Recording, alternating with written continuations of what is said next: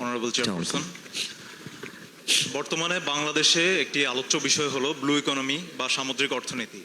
1977 সালে শহীদ প্রেসিডেন্ট জিয়াউর রহমান একদল মেধাবী শিক্ষার্থী নিয়ে গভীর সমুদ্র সফরে গিয়েছিলেন এবং তাদেরকে খনিজ সম্পদ অন্বেষণের উৎসাহ জাগিয়েছিলেন। দীর্ঘ সময় পর এখন বাংলাদেশ বিশাল এক সামুদ্রিক অর্থনীতির দ্বারপ্রান্তে দাঁড়িয়ে আছে।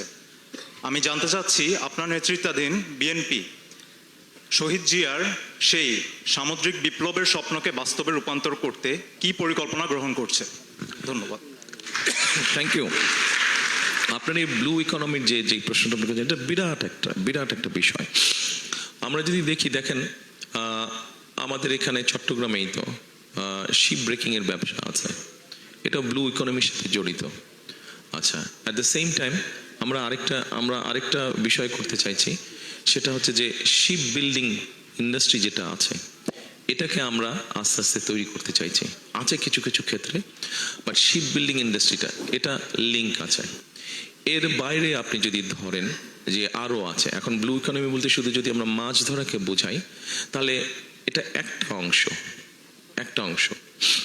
সেটাকেও আমাদের অর্গানাইজ ওয়েতে করতে হবে। কারণ আমরা যদি সেখান থেকে বেশি মাছ ধরা শুরু করি, তখন আবার ওই ঝাঁকটা ওখানে আসবে না। আবার এই বিষয়টা আমাদেরকে বুঝতে হবে, জানতে হবে। আবার আপনি যদি ব্লু ইকোনমির মধ্যে আরেকটা আসে, সেটা হচ্ছে আপনি যদি ট্রেড অ্যান্ড বিজনেস বাড়াতে পারেন, যেটা সবচেয়ে ইম্পর্টেন্ট। ট্রেড অ্যান্ড বিজনেস বাড়ালে ওখানে আপনার মতন অনেক ইয়াং মানুষ জব অপরচুনিটি ক্রিয়েট হবে ওখানে।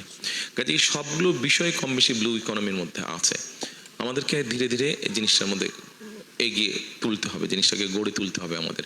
এটা একটা বিশাল সম্ভাবনা বাংলাদেশের সামনে, যেহেতু আমাদের সাথে একদম সমুদ্র লাগানো, আমাদের একটা বিশাল সম্ভাবনা।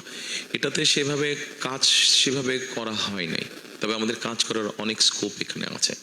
তবে এটাও ঠিক যে ব্লু ইকোনমির সাথে খুব বেশি মানুষ যে জড়িত তা না, মোটামুটি এই বেল্টের মানুষ জড়িত।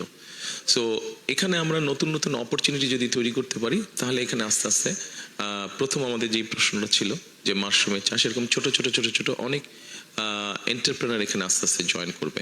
আমরা জিনিসটাকে এইভাবেই দেখছি। Thank you.